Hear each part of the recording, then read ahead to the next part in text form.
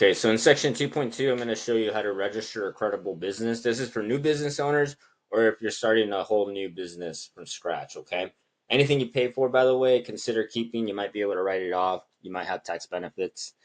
And now the essential things you need for funding is going to be the business address. It's okay if it's a resident address, just no virtual. The EAN, your business stocks provided by the state. The business phone number, email, and then everything below this is recommended, really, for funding. Okay. We'll still go over a couple things. Now let's just continue. So naming and registering the business. Lenders flag certain industries as like high risk. And basically crypto, investments, anything having to do with like the marijuana industry, adult entertainment, that's going to get you automatically rejected. So to avoid this, try to stick to broad abstract terms for your business. So for example, Uncle Bob 24-hour plumbing is not a good idea because it puts you in one specific category, right? Or if you put some sort of keyword that hints at the fact that you might be in a restricted category, that's also not good.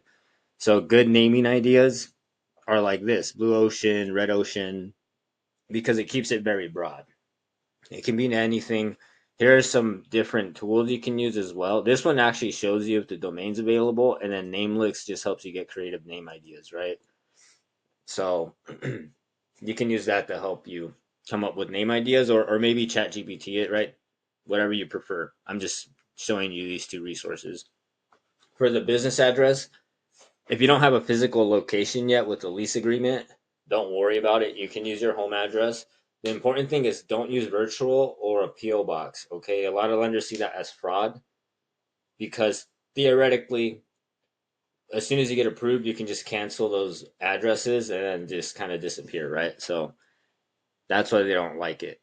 Now, to register your business, the entity type, it doesn't matter, okay? So that's the first thing.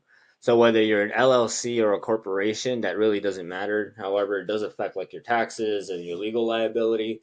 If that is a something that does worry you, then you should talk to a CPA or an attorney, right? As far as which one provides protections over what matters, okay?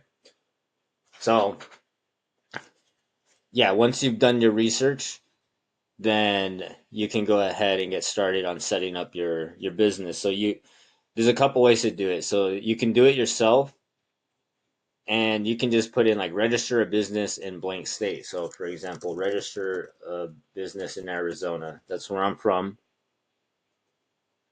And I would go here and it might be a little oh hold on. That's not where it's at.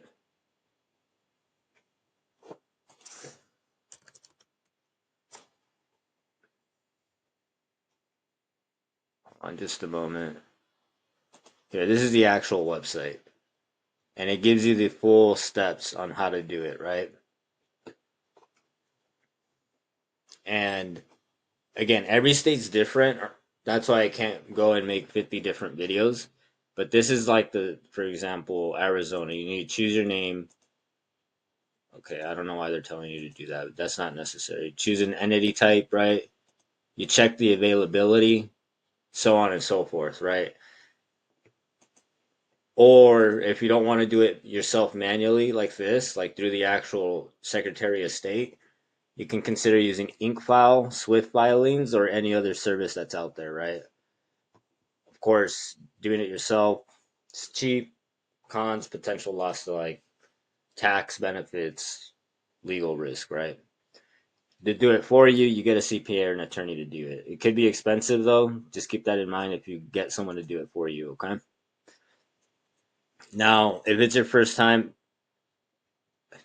I usually recommend InkFile at a bare minimum because it might be a little bit much to do it on your own. But at the end of the day, make a decision to go ahead and get their business registered.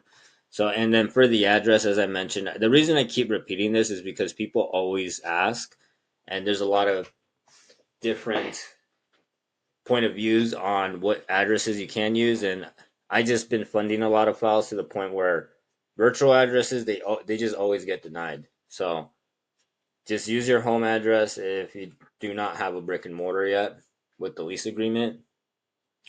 If you're worried about privacy, I've not once ever had anyone coming to my house over certain things, right? Like we live in a pretty big world, so I wouldn't worry too much about that. Okay.